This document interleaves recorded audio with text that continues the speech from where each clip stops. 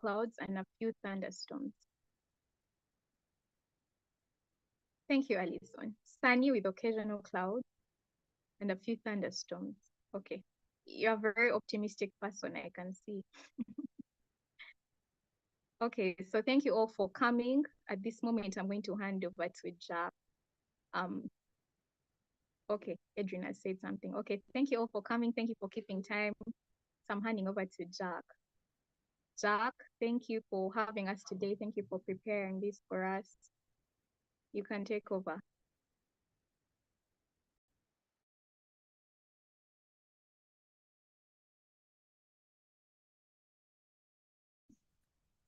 Hi, Shiba. Hi, everybody.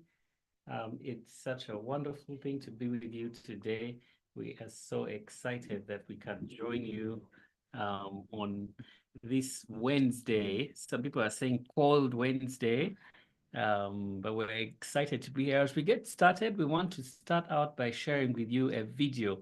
You're here for day 3 of the Surviving to Thriving Challenge. And if you're joining us for the first time, I want to share with you a quick video to give you an idea of who we are and who J&M is. We're the ones putting this together. So let's just watch this video and I'll be right back.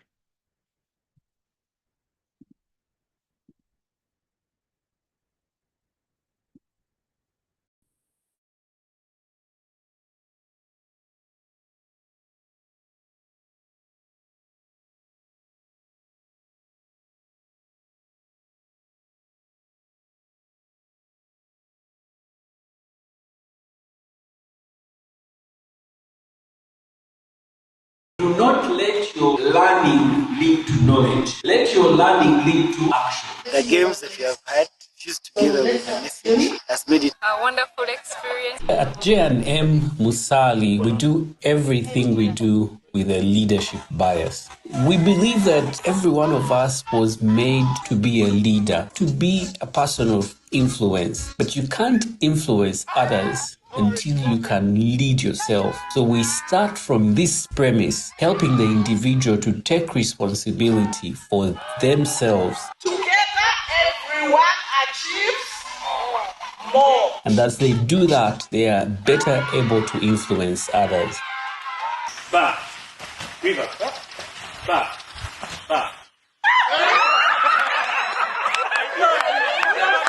The session was really amazing. I like what Miriam was saying around what is the power of ambition. It starts with you. please work to the best of your ability. You must be committed. First to yourself, then to the organization. Envisioning something that you're not sure how it will work, but you know where you're coming from and where you're going. You just told us, it's not about the knowledge, right? You have acquired the knowledge, but what do you want to do with the knowledge? The focus on the person examining themselves. If we can learn to do things by ourselves, then we'll be able to give this country our very best. As an individual, when you grow, whatever knowledge you get is going to affect your work positively. It's really transformed me in so many ways. It's been engaging.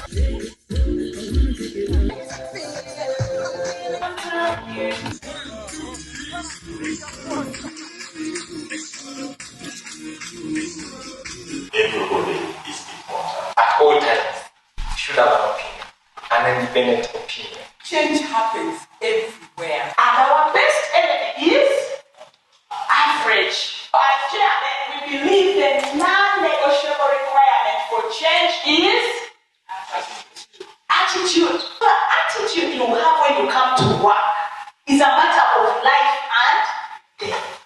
There's no luxury in it. You have a mission. You have a vision.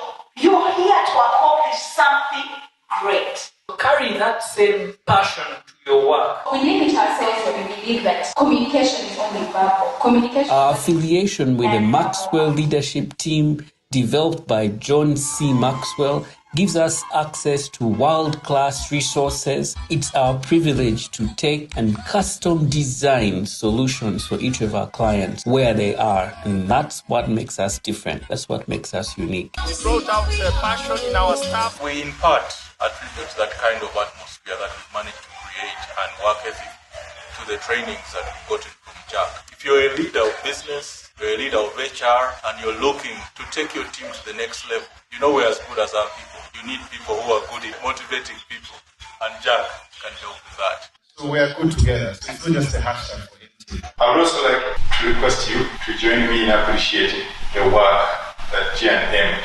Musalia have done.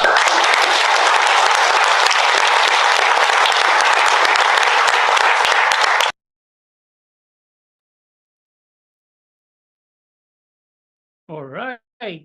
We are so excited that you are here. We told you a little bit. I hope you can see a little bit more about who we are. J&M Musalia Limited. We're a leadership development company. Training. We do training for boards. We do training for organizations, for teams. If you have a team and you would like us to come train your team, whether it's team building or leadership, reach out to us and we'll be able to help you with that. We're also Maxwell Leadership Certified team members. So we do all the Maxwell Leadership programs. Great, excited that you're with us. Today, I read a quote that I wanted to read for all of us, and I think you will like this quote. So I want to just read it for you as we get started today. And this is what this quote says. It goes something like this. It's from Elisabeth Elliot. So if you're a person who likes notes, you will want to take that. Elisabeth Elliot. And this is what it says. There is no perfect life.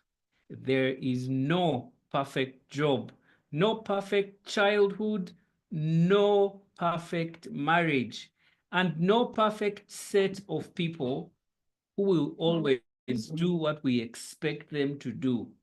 What we have is a perfect God who is able to lead us through this imperfect life with unfailing strength, incomparable wisdom, and infinite love. Ladies and gentlemen, Elisabeth Elliot, this is echoing a message that we started to hear on Monday about how life is tough. There's all kinds of struggles that we're going through in our health, in our wealth, in our relationships. But our message for you is that regardless of the struggles you're going through, no matter how hard it is, there is hope. No matter how tough it gets, there is still hope. And yesterday we had an interesting situation where we got one of our speakers, Kevin, came on and his video was working perfectly, but his audio could not come on. And we tried and tried and tried so many times and it failed.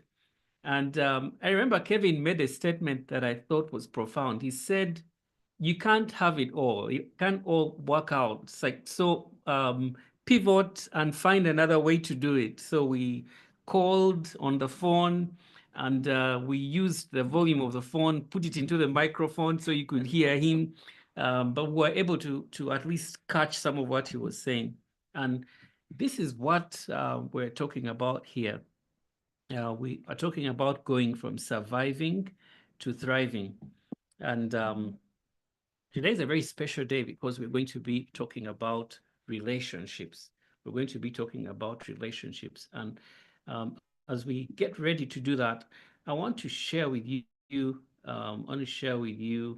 just very quickly who we are going to have the privilege of hearing today.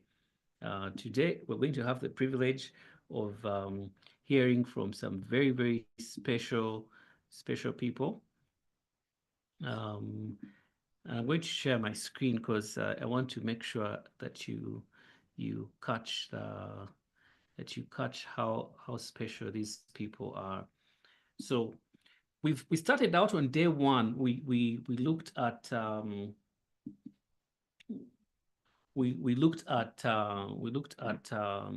the surviving to thriving, the mindset that you need to have to be able to go from just surviving to a place where you're actually thriving.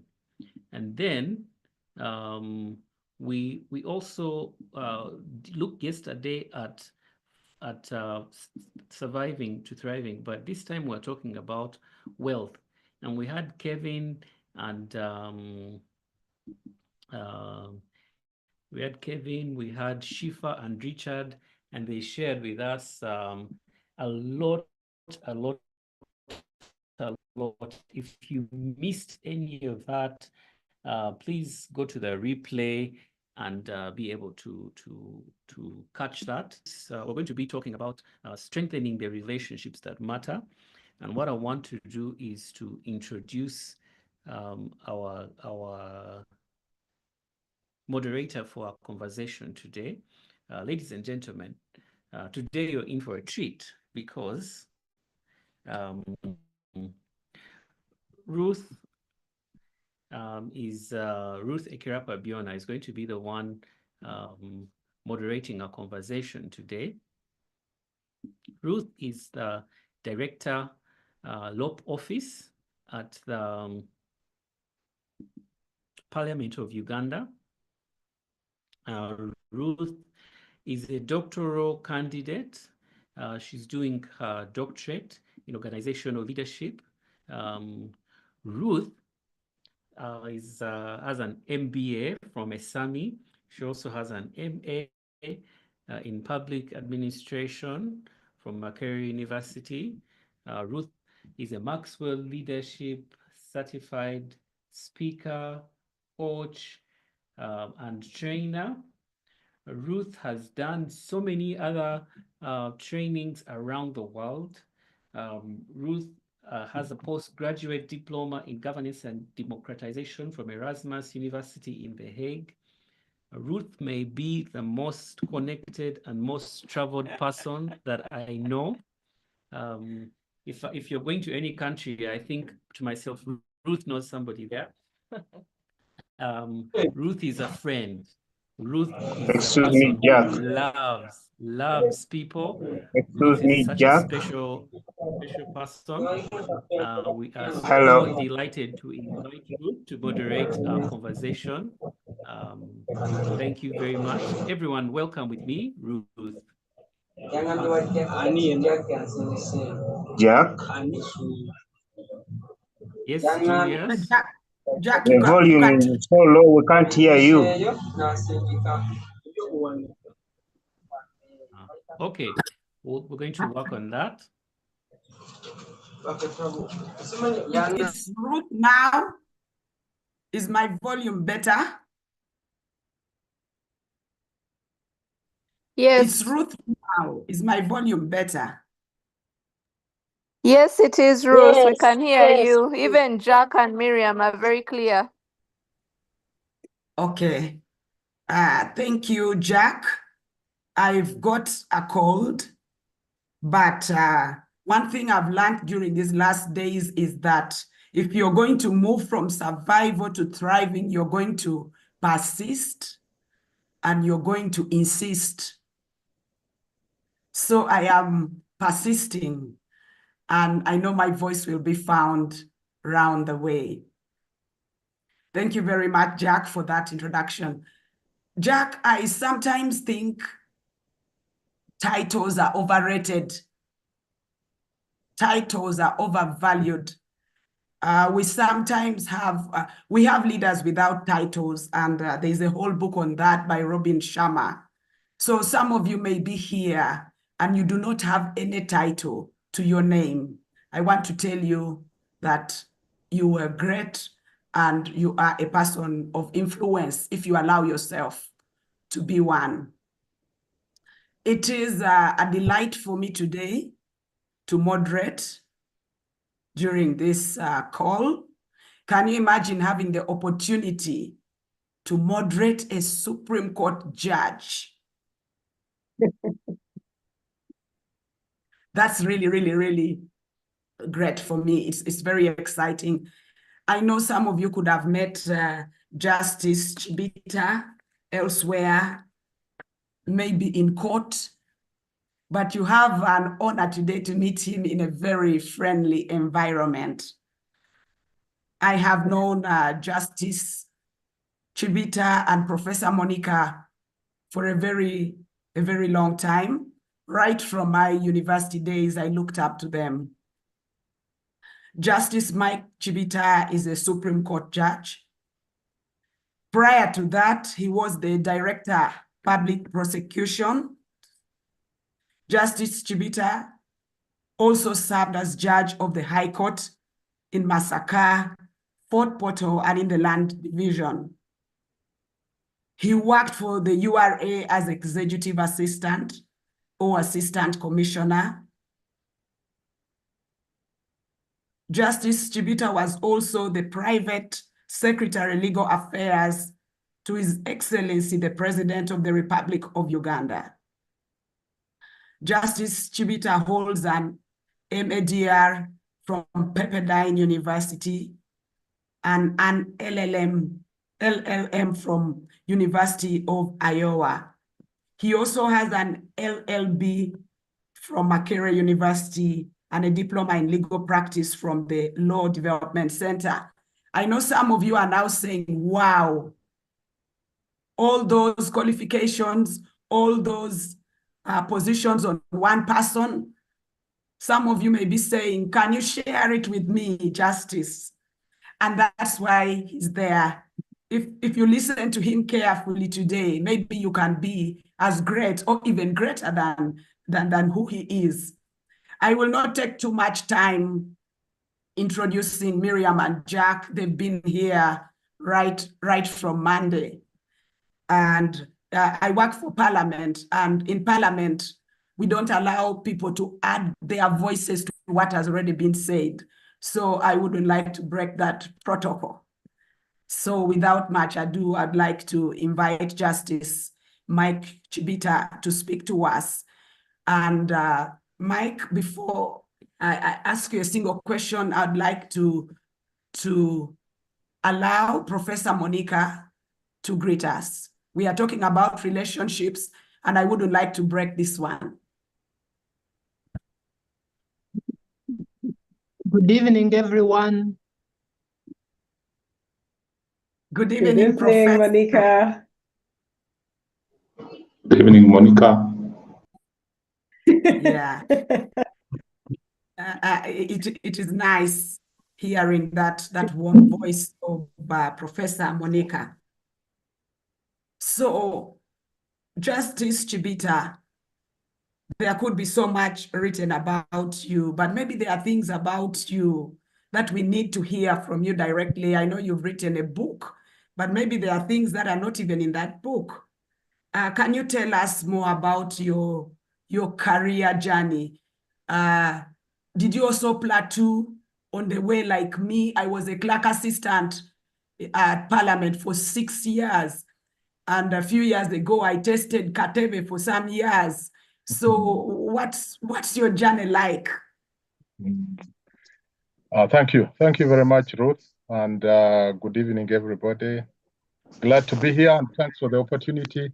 My career journey, of course, starts with joining the Attorney General's chambers many years ago. I think some people here may not have been born. I've been sensitized to the issue that many of the audiences we are speaking to, some of the things we talk about, they had not been born. So in 1990, I joined Attorney General's chambers. And one of the things that is remarkable about that is that at Law Development Center, we would be between 50 and 60 in a class, 60 maximum. So I think in our year, we were 55. And they advertised positions for state attorney in Attorney General's chambers. They advertised 50 positions, and only 10 of us were interested. So only 10 of us applied. And of course, they took all 10 of us because they had a need. So I always tell people that maybe we are not the best qualified, but we were the ones who applied, and they took us. So that was the beginning of my journey at Attorney General's. And of course, I did a number of things. When you are in Attorney General's, you do many, many things. You grow up quickly, professionally. That's one good thing about government. They deploy you immediately, especially if you're available. My office mate, and we did not really have an office, we were sitting in the library. at the beginning of our tenure in Attorney General's chambers, our office was the library. And my office mate was Mr. Muhammad Mbabazi, now a senior lawyer in town. And we had similar values. He's Muslim, I'm Christian, but our values were similar. We believed in hard work, we believed in keeping time. And so we did things together. We supported each other, we researched together. And in Attorney Generals, as I said, you get many things. One of the things I remember out of my keeping time, which has been one of the things I've ensured I do, is keep time. And not just keep time, but be there earlier than the time. And as I said, nobody has ever penalized me for being early. So one of those times, the Solicitor General comes at 8 and he says, where are all these senior lawyers? And they are not yet there. And he calls me and says, I was just less than 1 year in the chambers. And he says there was a bus company called Uganda Transport Company and another one called People's Transport Company. The Gen Zs don't know about those, but they were government transport companies traversing. But this was the time they were being wound up, and they had set up an interministerial committee, and they needed somebody from Solicitor General's office. All the senior lawyers were not in, and Solicitor General, who was Mr. Kabatsi then, told me I needed senior lawyers. They are not here, but you are available and you are a lawyer. You are going to sit in this meeting and represent me. And I went into that meeting, shaking and scared because it had only the ministers and permanent secretaries. But anyway, I got there and attended the meetings and eventually became part of that committee. But it's one of the things I always remember. Just because I kept time, I was able to be given that assignment, and that assignment connected me to the Solicitor General. I had a special place in his office and in his heart, and many things came out of that attending that meeting. So anyway, from there, of course, I did a few other things. I went to the Constituent Assembly Commission headed by Mr. Kabwai, and Justice Chibuka Msoke was the technical person. We did those petitions. I came back. I was a personal assistant to Attorney General Kemu. I was personal assistant to Attorney General Abu Mayanja, the late. And then I was sent to State House as Private Secretary for Legal Affairs. Then I came back to Attorney Generals. Then I went to Uganda Revenue Authority. I became Executive Assistant to Commissioner General Allen Kajina. And it is from there that I was asked to join the High Court.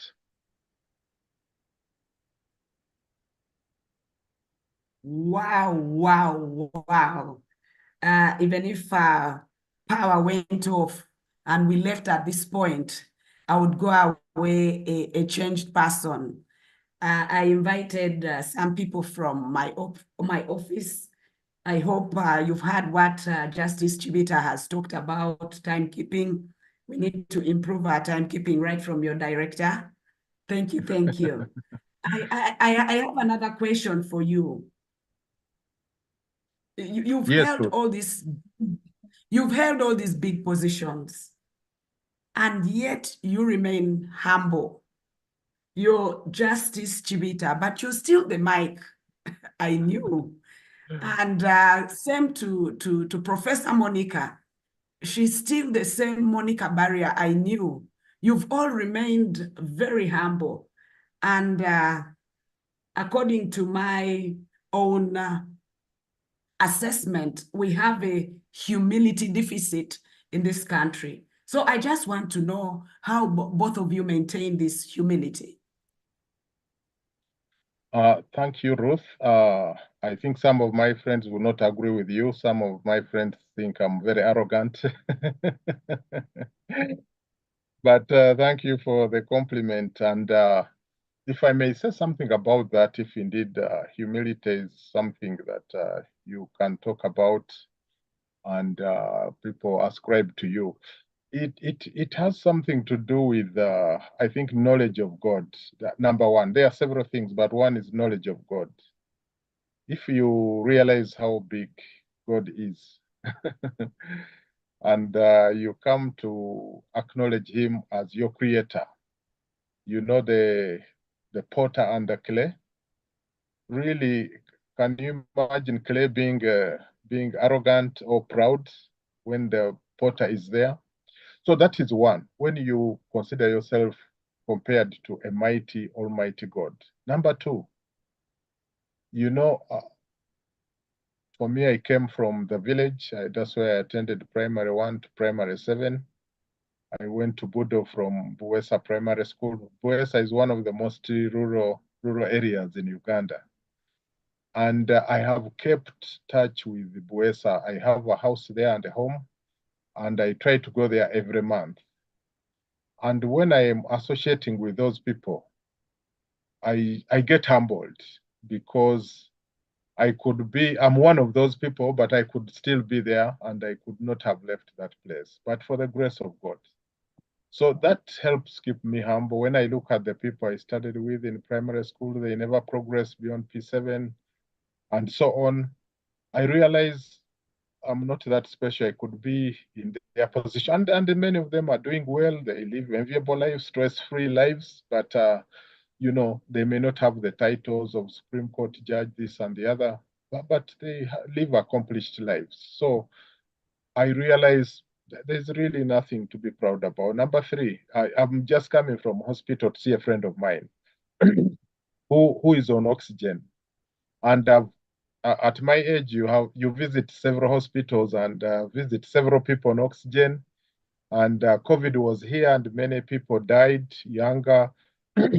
So you realize that the oxygen you are on, you cannot be the proud owner of oxygen. It is by the grace of God that he has left you to live this long. People younger than me have died and that kind of thing. So when you look at life in its wholeness, you actually realize you have no right to be proud unless you actually don't know who you are and who God is and the circumstances surrounding you.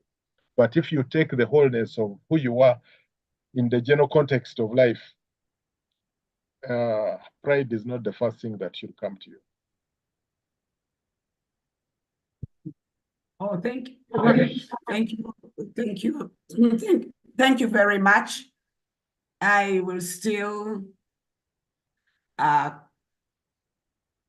still think you're a very humble person. Whenever we go to Ginger, you are car number one.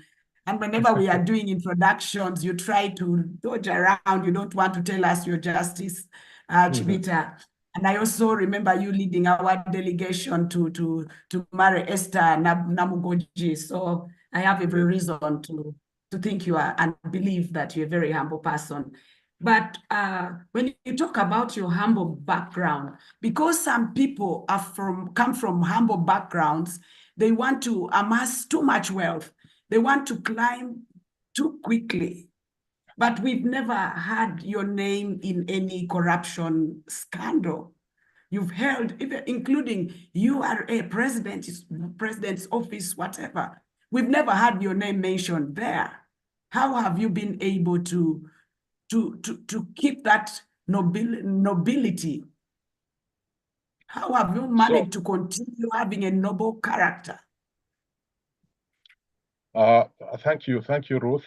The issue of corruption and wealth accumulation, again, when you look around and you study a bit, several factors. One, when I was in primary learning how to write, we used to write first in the sand, and then we graduated something called slates, which you wrote on with a piece of chalk. Before we could even graduate to write with pencil in a book. But one of the things the teacher would give us to write, she would write on the blackboard, and this was P2, was in Luganda, Okutya Mukama amagezi mwe gasokera, which is the fear of God is the beginning of wisdom. And at that time, I didn't even know that it was a verse from the Bible, but we kept writing that over and over, and of course it left an impression on us about the fear of God. And I think first and foremost, in all things, as I have mentioned earlier, if you put the fear of God at the beginning, then he will give you wisdom. And all these things, I think, rotate around wisdom. What to do, when to do what, and so on. So I think the issue of accumulation of wealth, you also need to put it in the context of the wisdom of God. To know that Solomon had, was the richest man, and he married as many women and so on. And then he wrote the book of Ecclesiastes. And the book of Ecclesiastes basically summarizes it as it is all vanity of vanities. But of course, we read and then we get tempted. But the other thing is parents. Parents have a big, big role to teach their children contentment, hard work, but with contentment.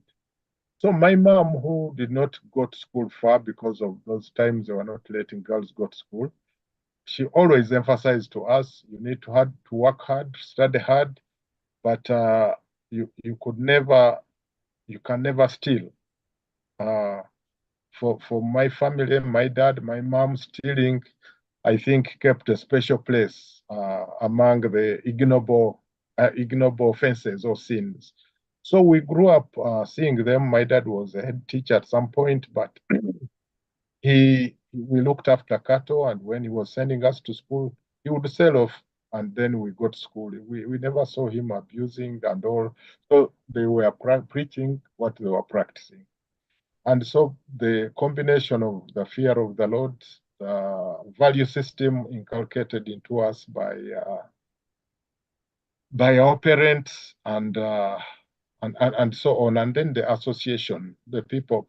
Because for me, when I went senior one, that's when I accepted the Lord and emphasized this thing about the fear of the Lord. So the people I associated with were people of like mind who we were looking in the same direction, and some of them were Muslim, as I told you about Muhammad Mbabazi, but we had the same value system, which was do the right thing, work hard, and don't take what is not yours.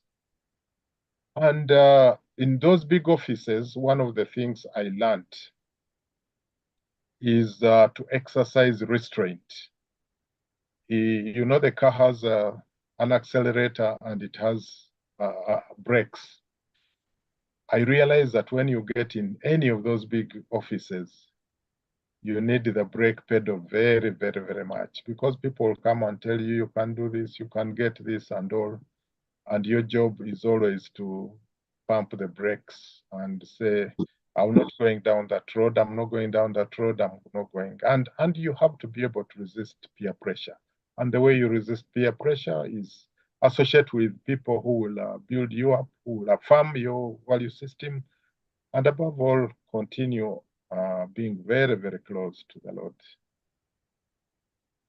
And the other thing I can add, Ruth, by earthly standards, I'm not a poor person. I have a house in the village, I have a house in the city, I have a personal car, I've educated my children. God has blessed us, my wife and I, and we can tell you that there is nobody's money on our house, which was gained illicitly or something. So actually, there is money to be made once you learn the principles. People do corruption because they have not actually studied the ways of accumulating wealth. You actually realize that you don't need to steal.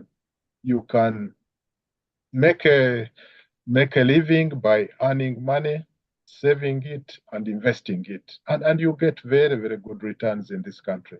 So you actually don't need to steal anybody's money. God will actually make you. We are not complaining. We travel. As I told you, we are comfortable. So why would we, again, in addition to that, steal anybody's money? Wow. All I can say is wow. Please keep communicating in the chat, and we'll try to finish early with the panel so that we give you a chance to raise to ask him questions, to give your comments, your observations. That was just, I don't know how to to term it, every word was pregnant with meaning. And I'm now turning to Jack and Miriam Musali. We said we'll be talking about relationships today. And when you talk about relationships, the first thing people think about marriage, especially those who are not married. Those who are in marriage are trying to get out, and those who are out are trying to get in faster than the others are getting out. So I know that you started your relationship in university and you've been together for 19 years. I just wanted to know, and I want you to inform this public, these members on this call, how you got to know you're the right mate for each other. I think that in no that's order. Jack's. In no order. Ruth, one of the things about me is I'm one of these people who is a dreamer. So I had this dream of the fairy tale where you meet the person and the sparks fly and it's love at first sight. It wasn't like that with Miriam and I. I was very curious about Miriam from hearing about her, the things that were being said of her. And people would speak about her, and then she came out as one of the best students in her S6 exams, and she was leading this group of young people, S6 vacists, who were doing extraordinary things, things that none of us that time would think about doing. They were working with the street children. Those days we used to have a lot of street kids, and I'd see these strange young people who would go get the street kids, bring them water to shower, provide them with food, create a fellowship environment for them. And Miriam was leading that group. So what attracted me to Miriam initially was the way she was living and the things that she was doing. But then after that, we got to spend a lot of time around each other because we had a mutual friend, Dan, and later Dan and Claire Ruheza. Were mutual friends, and we started spending time around each other. And during the course of that spending time around each other, I started to see, there's something here, something going on. And I think that as I got to know Miriam, her character, and spend time with her, there was something that bonded us together. We became friends. And we became such close friends that one day I said, can you be my best friend? Can we just take this to another level? And she said yes, and the rest is history, as they say. And now you should hear Miriam's side of the story as well. It's nice to hear that. I'm going to watch again. Clearly to be watched again. But anyway, like Jack said, it really grew through friendship. But I think what for me confirmed that, this is someone I'd say yes to if he asked me to marry him was because of mentors in my life. Of course, when you meet someone and you're excited about someone, you introduce them to your mentors. And I remember two particular incidents. The first, I was being mentored by Derek Kiboneka. Derek became a mentor to me when I was just about, 12, maybe 12 years old. He was our cell leader in our cell at Watoto. And I was just like 12 years old. So I'd always known Derek, and he had been there, in my life, just giving me guidance as a leader in my life. And his views were very important to me. So when Jack and I met and became friends, I was very keen to know, what does Derek think of Jack? And I remember being really excited and telling Derek, you have to meet this guy, you have to meet him, you have to meet him. Eventually, anyway, the opportunity came and I said, Derek, this is Jack, and I was in first year, by the way, when Jack and I met. And Derek, met Jack, said hello. And when he left, I said, what do you think, Derek? What do you think? What do you think? What do you think? Do you think he's good? Do you think? And Derek laughed. Derek laughed so hard. And he said, Miriam, you introduce your friend to me in 30 minutes, and then you ask for an opinion. And I was like, yeah, but now you've met him. And he said, no, I'm going to give you my opinion exactly 1 year from today. And when I told Jack, we were both devastated. We're like, oh no, we have to wait a whole year to hear what Derek has to say about Jack. But that was really good. And I remember a year after that, Derek calls and says, Miriam, I need to see you. So I go to his house and he has a book. We actually have it in our study here, God is a Matchmaker by Derek Prince. And he said, telling me, Miriam, this is the qualities of marriage. This is the kind of person you need in a spouse. And he started explaining and unpacking marriage to me. And he said, now this is what I found out about Jack. He knew where Jack was from. He knew Jack was from Buhesi in Fort Portal. He had researched on Jack's family, the Rabukukus, up to Fort Portal. He knew the church. Of course, we're in the same church. He told me Jack attends first service. He sits on the front row. He seems serious. He attends every service. He's in discipleship. He's in this ministry. He does this. He does this. And he explained so many things to me about Jack. And I was shocked. And he said, you know what, Miriam? I wish you well. I think I'm satisfied. Yeah. So for me, mentors and what mentors have to say is very important. My other mentor, Jennifer Parker, when I told Jennifer about Jack, of course, being a lady, would laugh and be like, aha, and Jennifer was like, you know what? Invite him to our house for Christmas. So I convinced Jack to come. And he didn't know he was under assessment by Jennifer Parker and her sons and her husband. And we had dinner and they were just observing him. And after that, Jennifer was like, oh, okay, good catch, And then my friends, my best friend Jahan, she always used to say he's easy on the eye. Easy on the eye, Miriam. I think that's what we need. Easy on the eye. So Ruth, in short, that's how I knew. There's one thing I just wanted to say, Ruth. I think that for me, one of the biggest things that I found helpful is, because sometimes your attraction is instant and other times it comes gradually.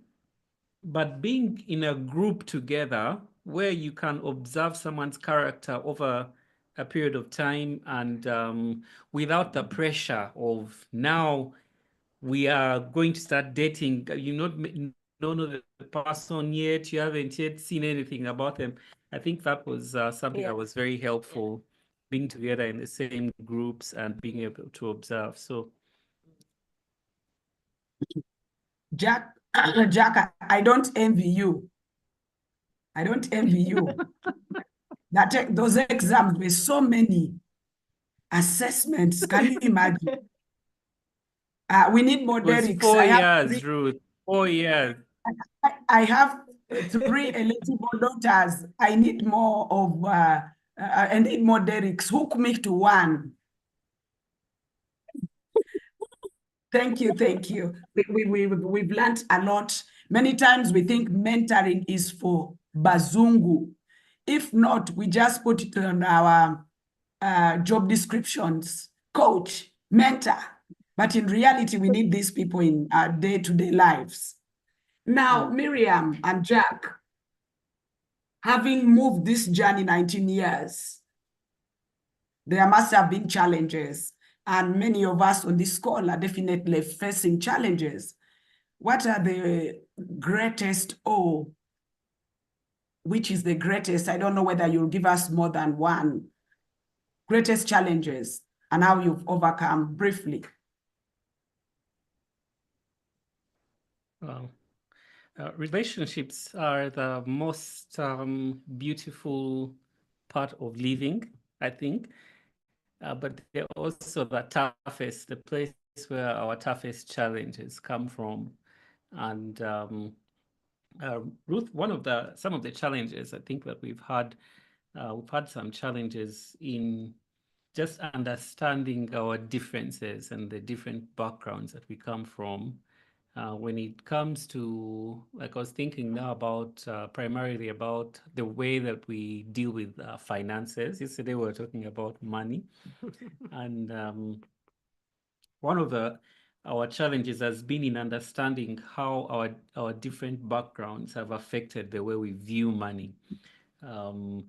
I growing up, my family was great. My parents did their very best to provide for us, but somewhere in the period of time that I was growing up, there were some periods when things were bad.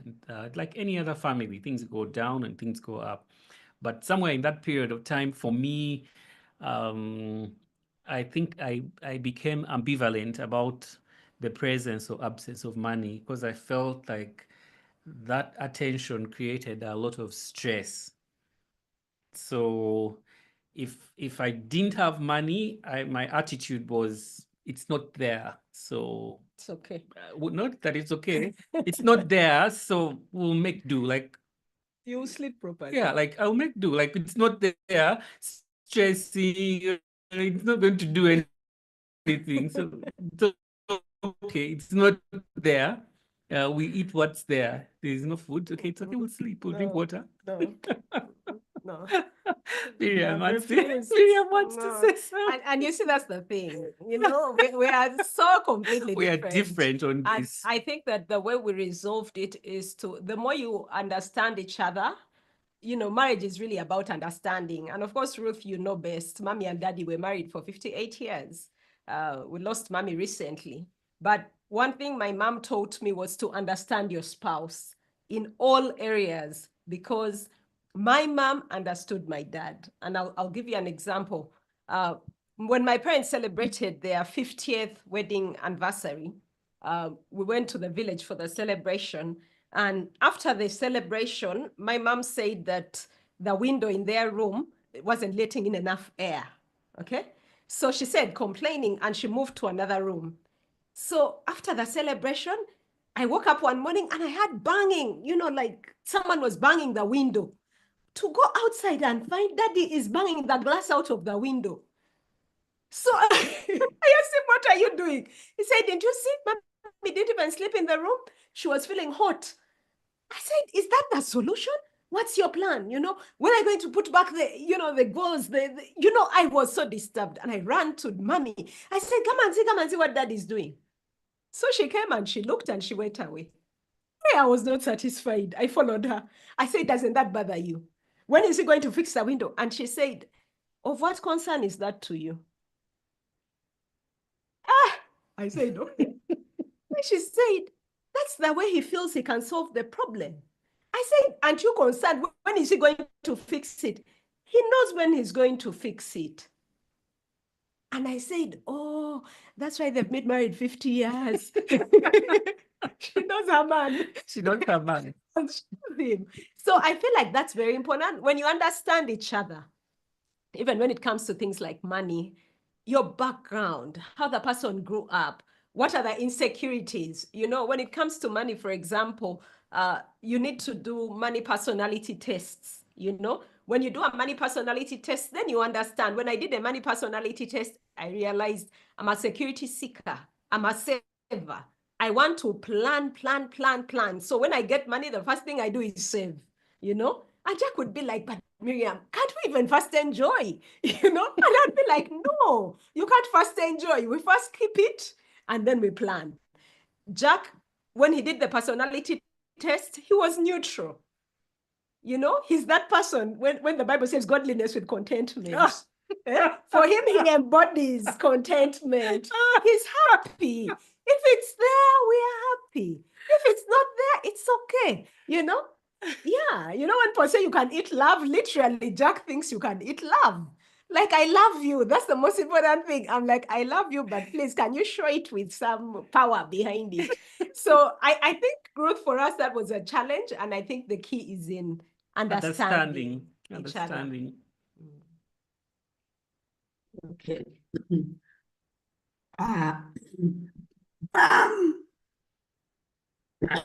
Bam.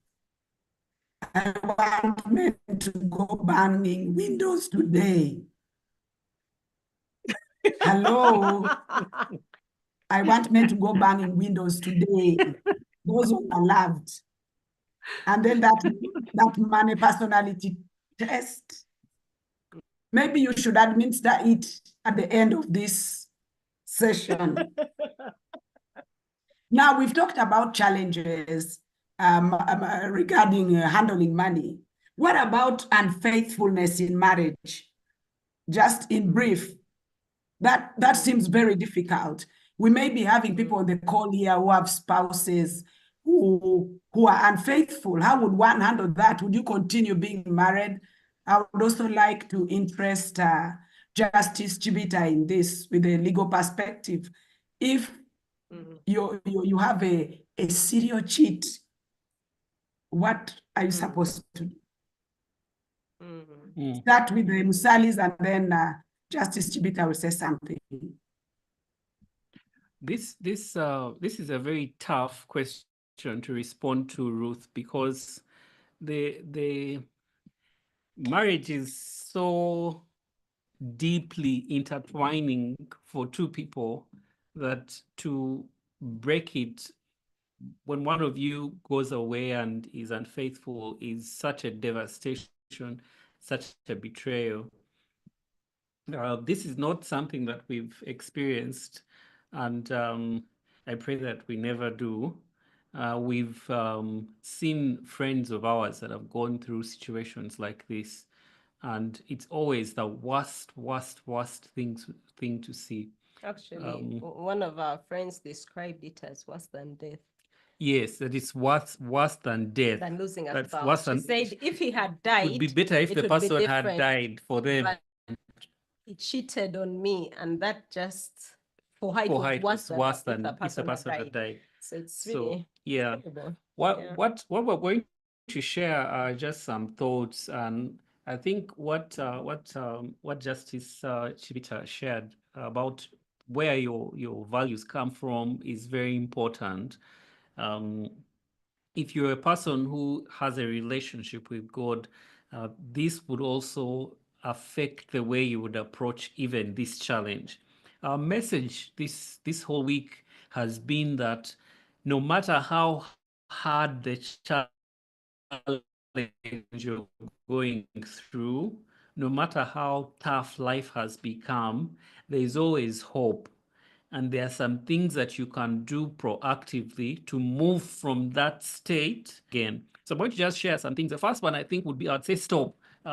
It's important to stop. When something like that happens, not to ignore it and not to try to gloss over it, not to try to fix it quickly. It's important to take a time out and understand what has happened. Like, how did this come about? Because there's usually more than one factor, and sometimes there's usually more than one person that is that is the cause of what has happened. Then once you stop, the next thing I would say is to start to look for how you can, if the two of you are talking, because that's also important, how you can bring about repentance for the person who has been in the wrong, to repent of what they've done, because that's the only way to actually bring everything to the table and begin to resolve it. For them to acknowledge, I have done something wrong, and this is what I did, put it all on the table, and open the door for forgiveness. Forgiveness is a possibility, because if like in our case, we have put our faith in a God who forgives us of the very, very worst sin that we have done. And he says, as I have forgiven you, you should also forgive. So even in this worst of betrayals, forgiveness is a possibility if the two people are willing to work together. After that, then you have to, there needs to be time. And it takes time to rebuild trust. We have a couple, a friend of ours who they've gone through a difficult period of time, a difficult season, and they've had to do intentional things to rebuild the trust that was broken. And after that, then you can hope for reconciliation. But if one of the parties is not willing, it doesn't seem like that ever works. You both have to be willing. And then you have a discussion with the spouse. And this is where it's important to involve other people. I would like to recommend the resources that are provided by Bob and Audrey Meisner. If any of you is experiencing something like this infidelity and faithfulness, Bob and Audrey Meisner, if you check on YouTube or search them out, they have a lot of resources that they have provided, and they also share their story of going through this whole challenge of infidelity and how they've dealt with it and come out on the other end. So just like before, we've shared with you stories of people who have gone through, you can also go to people who have gone through and allow them to share with you what worked for them. I don't know. That's what I would say. I don't know if there's anything else. I have nothing useful to add.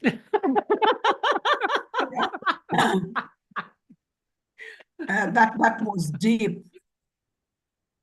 Friends, you heard what Miriam and Jack said, that a victim of infidelity said it was worse than death. Let's not do it. Justice Chibita, can you chip in? Thank you very much. Thank you, Jack and Miriam. You've covered a lot of ground. Now, unfortunately, I don't know who is in the audience, and therefore I don't know their, their value system, their conviction, because you can only talk about this when you know what the baseline is, if you know what I mean. In other words, for some people, this is there's no problem with this because you are calling it infidelity and faithfulness. But I hope you know that in some circles, this is really, in fact, if a lady complained that the man was doing something like this, I think other people would take her for a sitting and say, what's your problem? Men would be men and so on. So let's assume that we are talking to people who who have the same conviction that marriage is, as prescribed in that case, hide and hide between one man and one wife for life and so on. In which case, the only addition I can make is the standard, the scripture standard actually is much higher. You remember when you look at a woman lustfully, you've committed. So I always tell my wife that yes, I fall very, very short by worldly standards because my eyes stray a number of times. Like most men, it is not it's not uncommon. The second thing I would say is, of course, the physical has consequences. The spiritual has consequences, but sometimes we don't see them, we don't realize them. They may be long-term, and they may be the ones actually leading to the physical. But let's talk about the physical because that's what people see, and of course the consequences would have children out of wedlock, STDs and AIDS. I was talking to a gentleman, a friend of mine from Pakistan, and we were discussing differences between US and Pakistan. But I had taken long without hearing the word bastard. And he said, in Pakistan, there are no bastards. And I used to hear that word when I was young, but I think it's part of the desensitization. We don't, of course, nobody should be called by that name. It is it is kind of a very heavy word. But when I heard it from my Pakistan friend, I realized, wow. And of course, the other consequences, heartbreak. Now, when we were being cancelled by an American couple, we were cancelled by Ugandans, Americans, we cancelled with many people. The American missionaries told us that before they got married, they sat down and discussed that was there any sin that was would be unforgivable in their marriage. And they agreed that they loved each other and they knew they were Christian. They would be willing, open, determined, and committed to forgiving each other any sin that the other committed. And they actually had to ask each other, even if it was adultery, unfaithfulness, infidelity, and they came to the point where they said, even if it was that, we will forgive each other. Of course, as Christians, we are called upon to forgive each other. But you know, that thing, we discussed it with Monica, I don't know if she remembers, because it seemed like, how can you even talk about it? It is, you know, like talking about divorce before you get married and all and all. But as we've been counseling and as we've been married for a long time, we realize that there is a bit of, you know, what is it?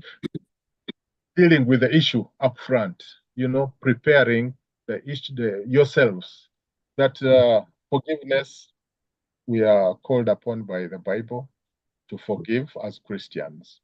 And so you have to almost agree beforehand that, which we do in principle, we'll forgive because we believe in the Bible and we pray the Father's prayer.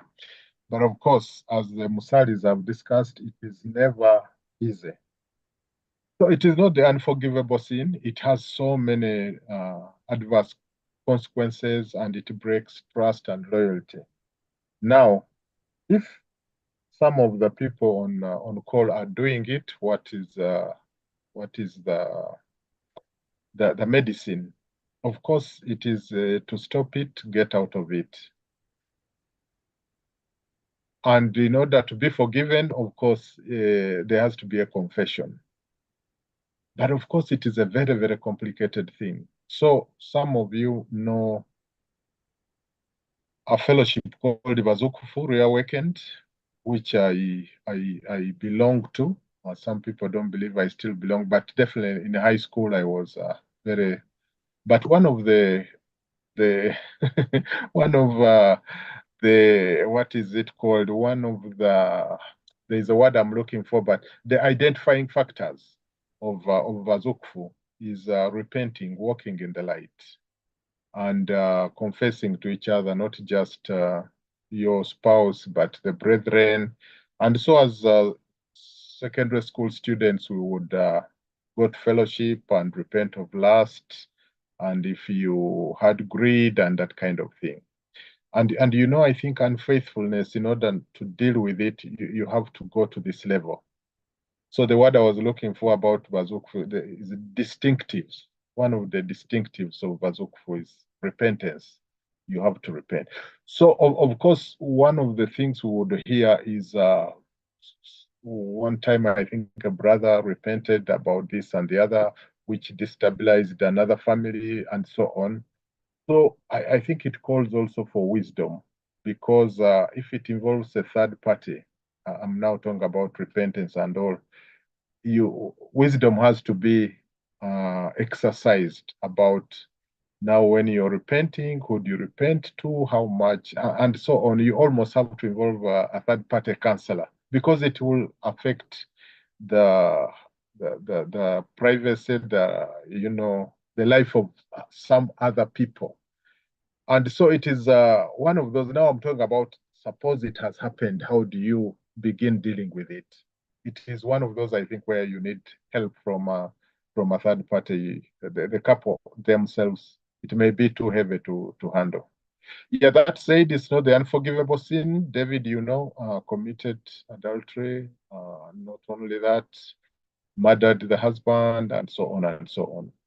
God still forgave him because of his attitude.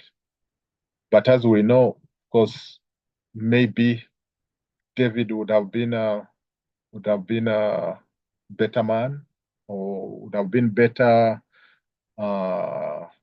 example, role model, if this had not been. But this was a blemish on his life, and so it is unavoidable, and it gets very complicated if you get into it. It's one of those where they say the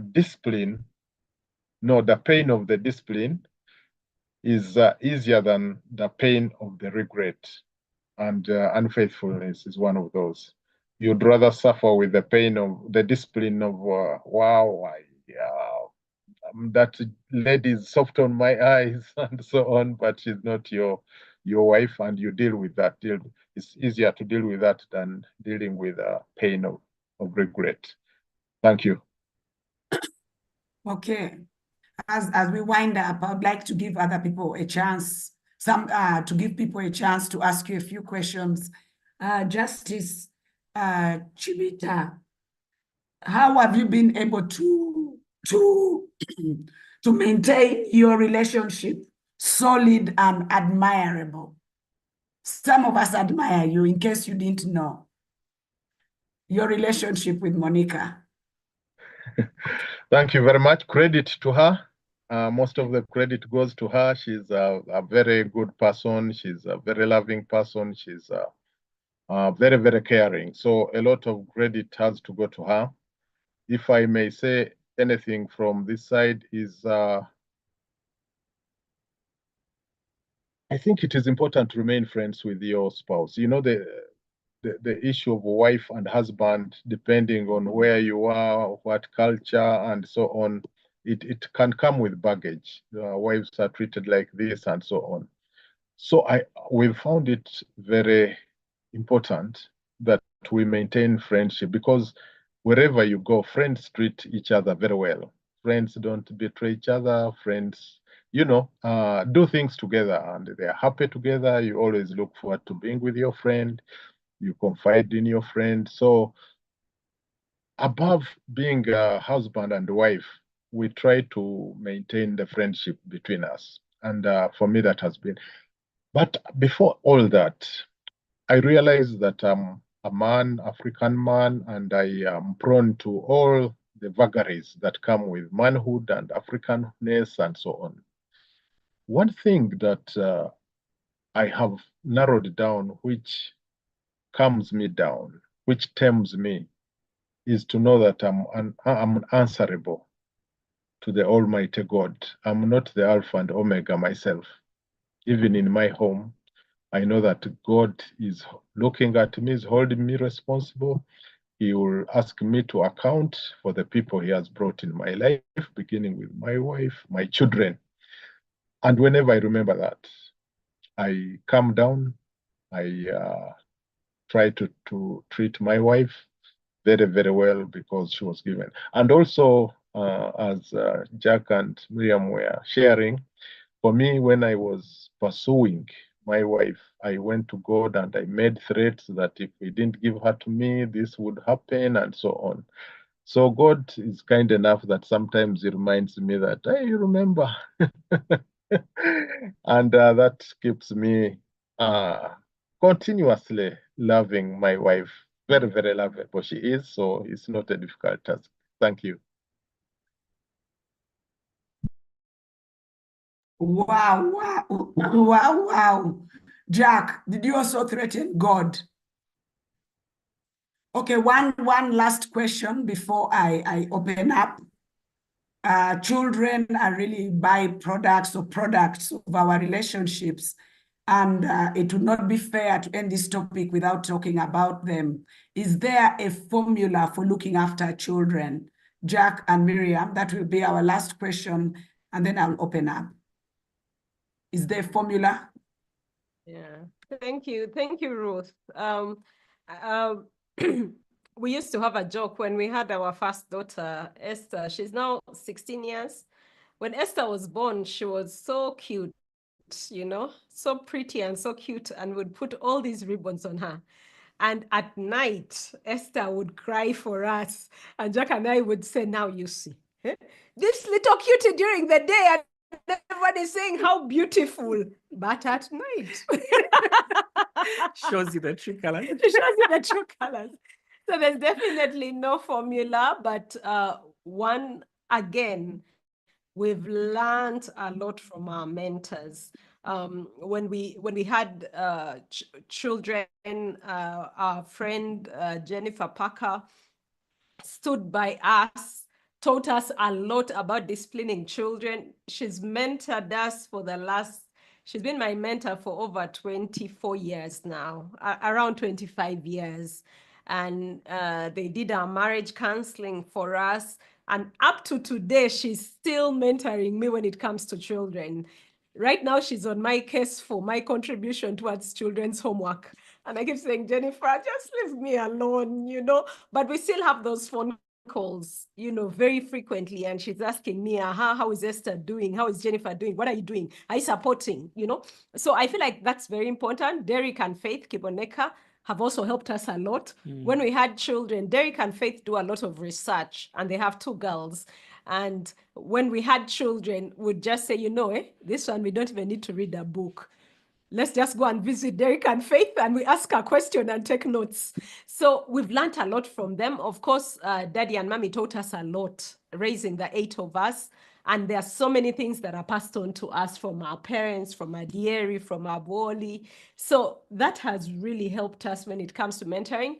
We've done some courses. One of the courses we've done that was run by Watoto Church is Growing Children God's Way. We did that course and it has helped us.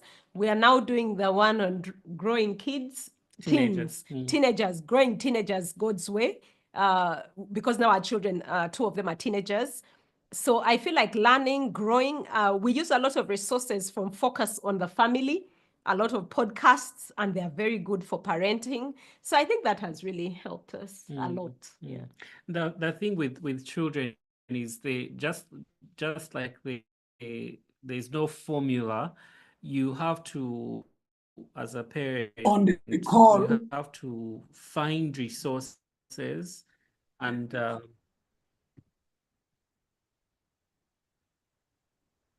yes, you have to find resources and do something to get the help that you need. Our children are also very unique, so there's a uniqueness in the children. What we would do for Mordecai or what we do for Mordecai may not work for Jennifer, and as parents, pursuing how to raise these amazing human beings that God has given us the privilege to have in our home. And it's also important to involve the children. So you have to start, they're now no longer at an age where they are toddlers. You have to involve them, to ask family them. Meetings. We have a family meeting and someone takes we have minutes. Yeah. And sometimes they will say something which we haven't considered at all as parents. Sometimes they even call a meeting. They say, Mommy and Daddy, we want a meeting with you, and we tremble also. And they come with their minutes from the last meeting. So it's also important to realize that our children are human beings and they have their own desires and they have their own wants, their own perspectives and their own dreams, their own things that they would like. And they are, I don't know if this is helping, but we learn what works from trying it out. We learn what doesn't work from the things we do and they fail. And on this one, we're still on the journey, imperfectly trying to raise up these amazing people that God has blessed us to have in our home. You're so organized. You're so organized. Nothing ad hoc. Reading books, mentors, muzungus. Okay, I would like to open the floor. I don't want anyone to get burnt. If you have burning questions, please, hands up, raise your hand. You can also type on the chat, but I want the bold ones. If you're burning, don't get burnt to ashes.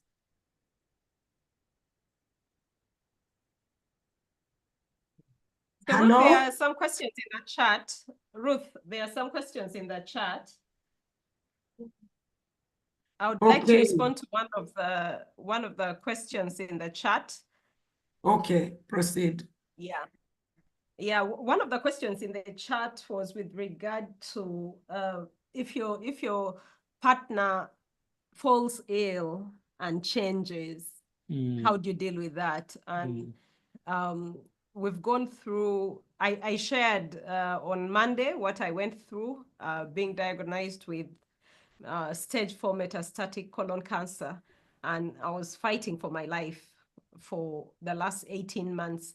If you didn't watch that session, please go back and watch the replay. But it's very possible when someone is ill for them to change. Yes. And yes. I think what really helped us again are our mentors. They literally held us like this. And they were like, this is how you go through this, you know?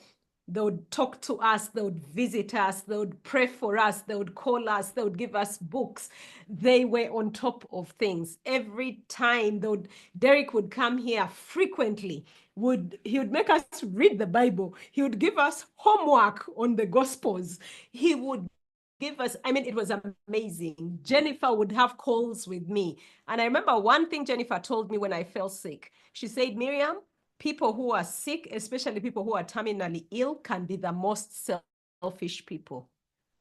Imagine you're sick and they tell you that. Even become more selfish.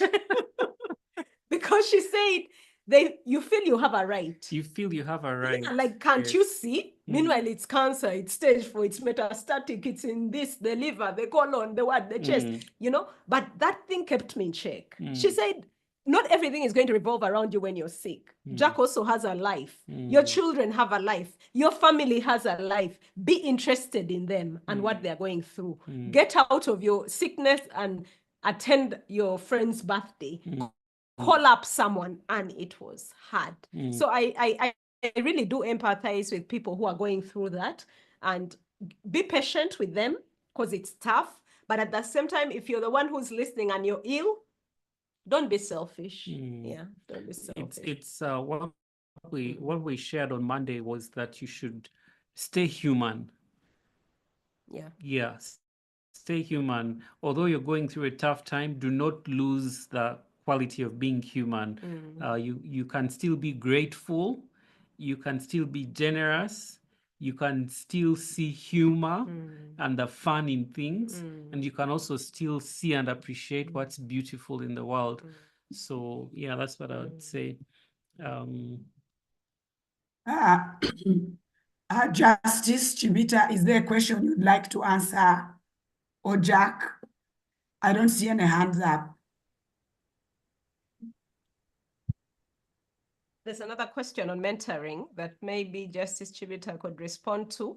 The question is basically, how do I know that, how do I approach someone to mentor me? And what qualities do I look at in a mentor? So maybe Justice Chibita could give some tips on that. Thanks a lot. There are no two ways about how to approach a person to mentor you. If you have identified a mentor, you just need to approach them. I have been approached by a number of people and asked, and of course, then the answer depends on the potential mentor, whether they are available or what they ask. And I know that most people who are approached to be mentors will agree to do it because you know it is what is it called, paying back. It is you realize you got where you are because other people mentored you, helped you, held your hand, and therefore you can't afford to be selfish. You once you are asked, I know most people have been asked to be mentors, they agree. It's just you have to work out a timetable. Now, how do you identify a mentor? It depends on what the need is. Most people who approach me for mentorship are lawyers because I'm a lawyer, so that is their field.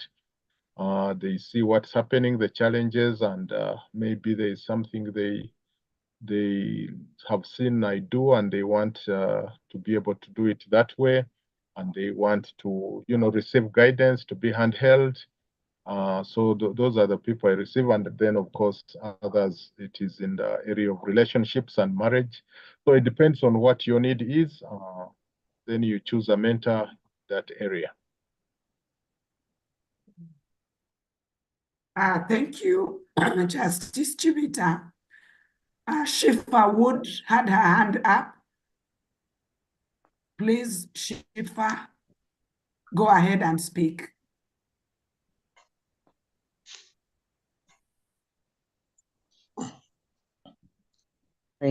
Hello, sorry. My question is, how do we maintain lifelong love? Because when we're talking about people who maybe have been married for a year or two, they're in a different place, maybe they still date each other, maybe there's no child, the focus is very much on themselves. But as time moves on, the needs are different, and you realize that somehow we end up neglecting each other. We don't spend enough time. We don't do the things we used to do with each other, and people grow apart. So how do we put systems in place to safeguard lifelong love? Because it doesn't just happen. It has to be somehow intentional. I wondered if anyone wanted to put some thoughts into that. Thank you. Any of our panelists can answer that, please. Okay, I will start. One is, yes, you are right. There are phases of love. There are phases of life. The needs when you're 1 year married are different from the needs when you are 35 years married like us. And the demands on your time, and when children come, it's different. So number one, you have to acknowledge that 20th year will not be the same as first year, but the commitment must be there. So you must realize that and know that. Then two, you have to talk. Communication, as you will come to learn, or as you know, in marriage, in relationships, keeps it going. So when a child comes, like the Musalis mentioned, the girl is an angel, everybody is singing her praises during the day, they don't know what you go through at night. And then you have to talk about that and say, okay, this angel here during the day, but at night becomes, so how do we handle that and all? And one of the things, especially when children come, again, being a man, is to learn that you can participate and should participate. It is an act of love now to be able to co-parent. Co-parenting at that time means when your wife gets up to breastfeed the child, to change diapers and all, you also must get up and do something. That is how love is expressed at that point when you have got a child.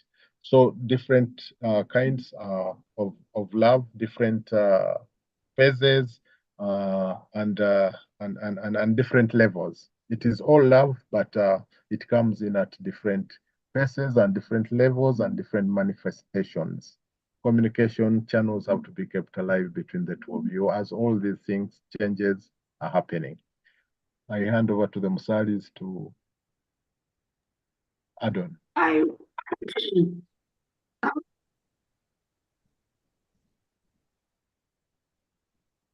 I'd like the Musalis to answer the question on a narcissistic husband.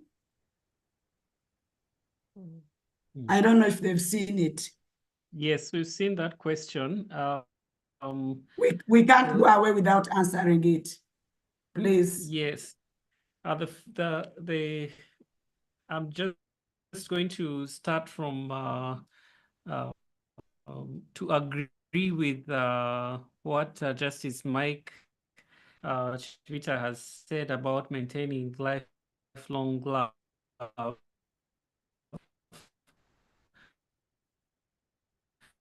And then from there to say that if that's falling apart, if you're not communicating, if things are not working out, usually there's something that has gone wrong and you need help. So for that person who is, my strong suggestion is that you get help, because what you do in that state. So my very strong recommendation would be that you get counseling and find help. Jack, together with that question, someone else said, what if he's not willing? And there was someone else who asked and said, yeah, my husband doesn't want to learn, doesn't want to grow, doesn't want to hear these workshops. So what do you do? And I just wanted to say that, yes, we go for help. If the person is not willing, you get the help. Yes. Because remember, you have a family, you know? Don't say, because my husband can't get help, I won't go. Guess what? If you go, you're going to change. And you will get Yes, better. because and then it will be better for your children. It will be better for you. Exactly. Yes. Sometimes we may think that the other person is the one who needs the help. Then you go for counseling and you look in the mirror and man, you're a contributor. Yes. So you can improve things. You can improve things greatly if you go and get help. So I think that's something that can be. Is Ruth still there? I think Yes, maybe if it's I'm possible, we still could just there. take these two hands. Okay. Yeah, could let's we just take take technical. Stephen? Yeah. Could we take Please. Stephen and just? Yeah. Please do. Please Well, do. I want to greet much. I've been following Monday up to today. I want to be straight to my point. Well, really critical that family issue, man and a woman, is a critical thing. I have a question running within my mind. When I go back to my village, I noticed that very many of us, we are not so much critical about a man and a woman. There are scenarios that so many people these days, they're married. You notice the one is educated, the other one is not educated. And there is no way they will run on the same chain. One will be with a kind of supernatural understanding, the other one may not be out. So my question is, how can someone who is educated marry a woman who is not educated, and you expect each one of them to move in the same pace? Is it possible to move in the same pace? One is that kind of level and the other one is not in the level. Is it possible? Okay, thank you, Stephen. We're also going to take Eustace. Eustace, let's also take your question as well. Yeah, thank you very much. I'm also honored to be here. I've participated in a number of body trainings with Miriam, and I've also met you, Jack, once. But whenever I meet you people, I get emotional. I remember the time when I met Jack, I could shed a few tears because of the emotion that he created in me. I also have a young brother called Lawrence Lutaro, I think, who is in your circles, together with Justice Chibita. Is that for me, I have a set of children, 5, two young ones, one who is 18, and another one who is coming to 9 this December. But I have also 3 old ones, 2 twins, and their followers who are the twins are 26.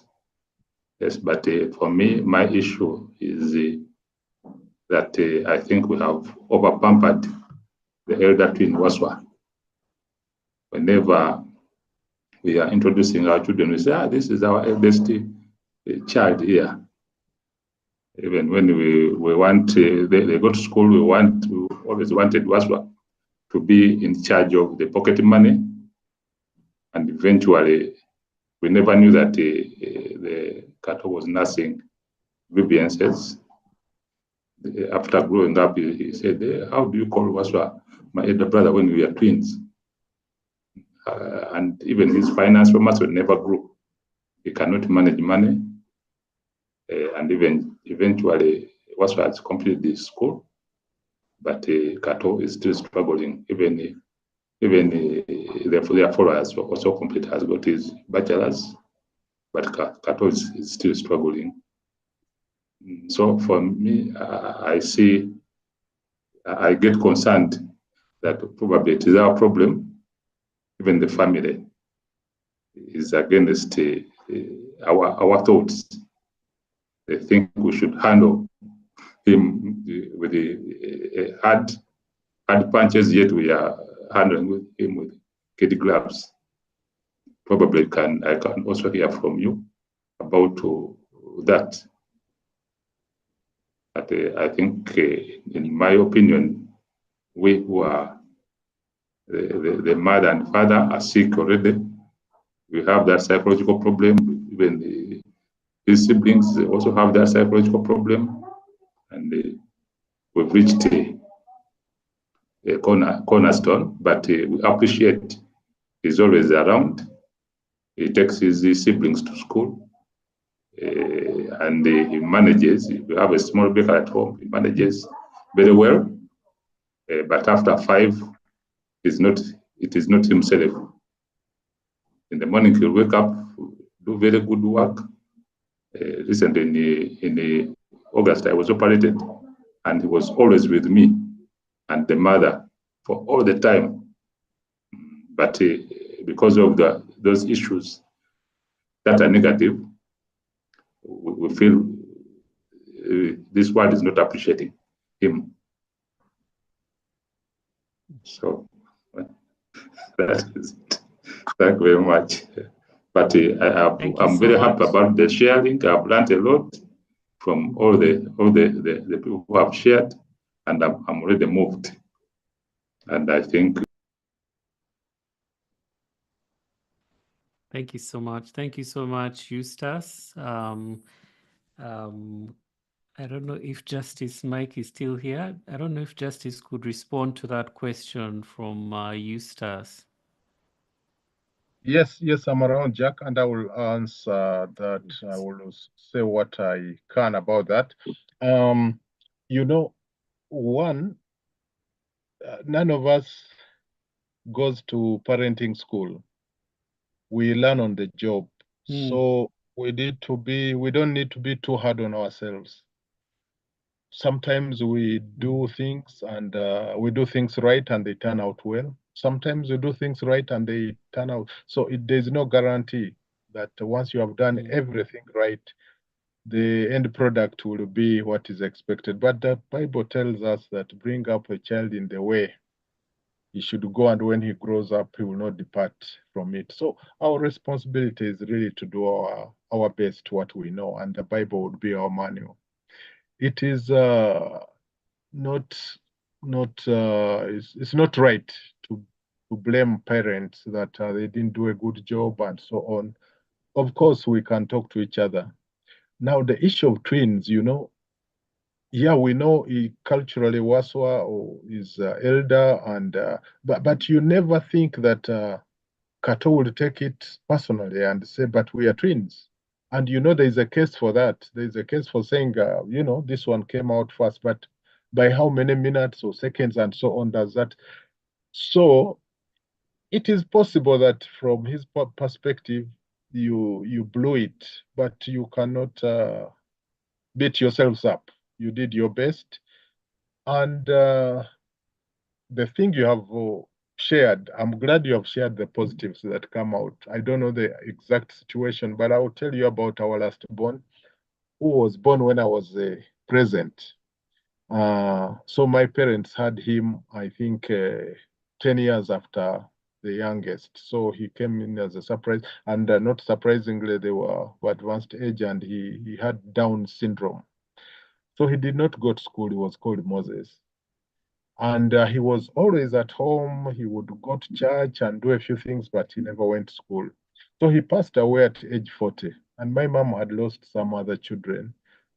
But I noticed my mom was broken with the death of Moses than he had ever been with my sister who worked in the bank, my brother and all those people. she was more broken. And I thought about it and I realized Moses was always at home with mommy. And so she was so attached to him. So when you mentioned that Kato does this when you're in hospital, you know, we all expect that, as we said, people would have these titles and all. But you remember the story of Jesus, Martha and Mary, and who was running around and who the world would credit. But from Jesus's perspective, this one had chosen the bigger. So sometimes we need to expand our perspective and say, what is it actually? The child is alive and is with us, is doing these things. Handle him in that perspective, encourage him. We thank God he's alive and he's responsible. Sometimes the world makes us expect everybody should be a professor or a judge and so on. But people are different and we should be able to appreciate them that way. That is because of my own brother who I experienced. I am now able to say that not everybody has to go away from home. Some people can stay with the parents and do a very, very commendable job. Thank you. Thank you so much. Yeah, thank you, Justice Chibita. I just want to quickly, as we wrap up, respond to a question that was asked about people at different levels. Different levels. Yeah, yes. I think that's a very important question, and I'll answer it by telling a story. One time there was a lady I had met. She had come for one of our programs, and she was from the UK. She was from the UK, seemed to be doing very well as an expatriate. And whenever she would come for our program, she would be dropped by the border guy. So fast forward, she tells me she's getting married. And then she tells me the person I'm marrying is from Tororo. So I'm so excited. And I'm like, Tororo? So I tell her after one of our programs, I want to meet him. So she said, come, I show you. So when we went outside, it was the border guy. And I was like, How? So I greet the guy in Japadola. He responds. I go back to Jack and I'm confused. I'm like, this lady is an expatriate, has come from the UK, but this is the guy who used to drop her. Fast forward, she had a very nice wedding in Uganda. They moved to the UK. She came back to visit and she came home. We hosted her at home. And I asked her, how is he doing? And she said he's doing nursing. So it's the heart that matters. If you've married someone who is not as educated, you who is educated, lift them up, bring them to that level. She saw the potential in that guy, took him to the UK and put him in a nursing school, and they were happily married. So for me, I believe that it's the heart, and if we love each other, we can give each other opportunities in life. Yeah. I think the important thing that the message that's coming out is relationships is the glue that keeps us together. It's a big part of what makes us human. We can't do life alone, but we're all very different. And as we try to do relationships together, there will be sometimes differences, sometimes conflicts, and we want to find a way to resolve those in a way that allows us to live a life that's thriving. So for Eustace, let's celebrate the good things in the man. What is he gifted at? He may not have a degree, but he may have a creative ability that is unique. He may have the heart to serve that others don't have. Let's celebrate that and allow him to flourish in that area. We want to bring our session to a close. Sorry, we have gone over the time. We felt that it's important for us to respond to those questions there. I hope you've had a wonderful time on day 3. This is the time people usually drop off when we do when you do something for 5 days. After day 3, people are usually getting tired and they kind of think to themselves, I think it's time, maybe I won't come on Thursday. Yeah. I want to warn you not to be that person, because tomorrow we are going to be dealing with health, and we'll be talking about how you can thrive in your health. And I want you to invite your friends and please come. If you come early, we'll be here. We're usually open by 6:50 and you'll find us already here and getting going. On Friday, I'm going to be making an announcement. Some people were asking what can they do? How can they do some more work with J&M? Some of you have been sending me emails. Some of you have been calling. On Friday, we're going to be doing an announcement of how you can get some more. If you want to get some more of this and you're enjoying it, please don't miss Friday.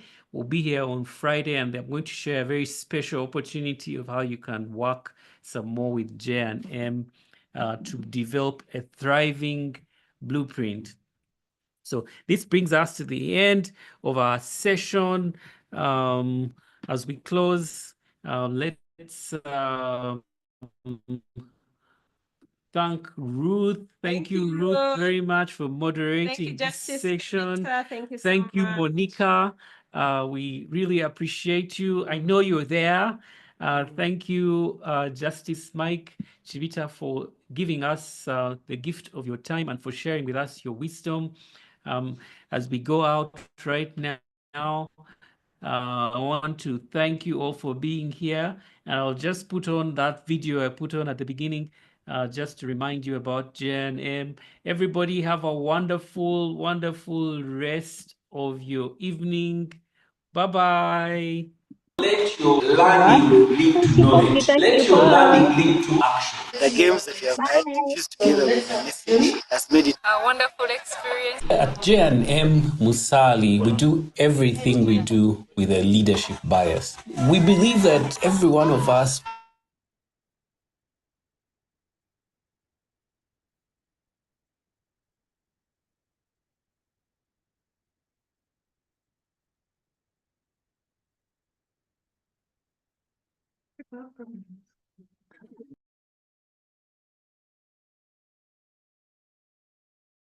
was made to be a leader, to be Viva. Back.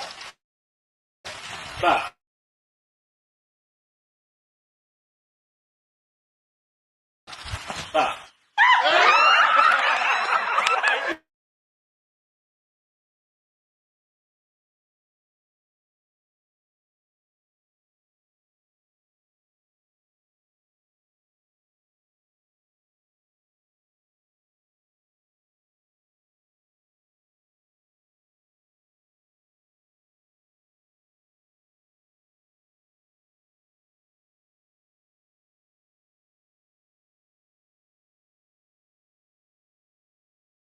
Then we'll be able to give this country our very best. As an individual, when you grow, whatever knowledge you get is going to affect your work positively.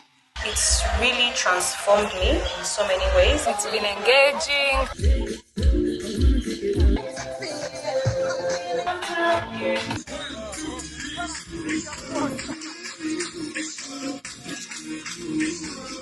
Everybody is important. At all times, you should have an opinion, an independent opinion. Change happens everywhere. And our best enemy is average. At J&M, we believe the non-negotiable requirement for change is attitude. The attitude you have when you come to work is a matter of life and death.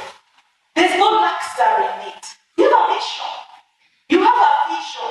You're here to accomplish something great. Carry that same passion to your work. We limit ourselves when we believe that communication is only verbal. Communication. Our affiliation with the Maxwell Leadership Team, developed by John C. Maxwell, gives us access to world-class resources. It's our privilege to take and custom design solutions for each of our clients where they are. And that's what makes us different. That's what makes us unique. We brought out the passion in our staff. We in part attribute that kind of atmosphere that we've managed to create and work ethic to the trainings that we've gotten from Jack. If you're a leader of business, you're a leader of HR, and you're looking to take your team to the next level, you know we're as good as our people. You need people who are good at motivating people, and Jack can help with that.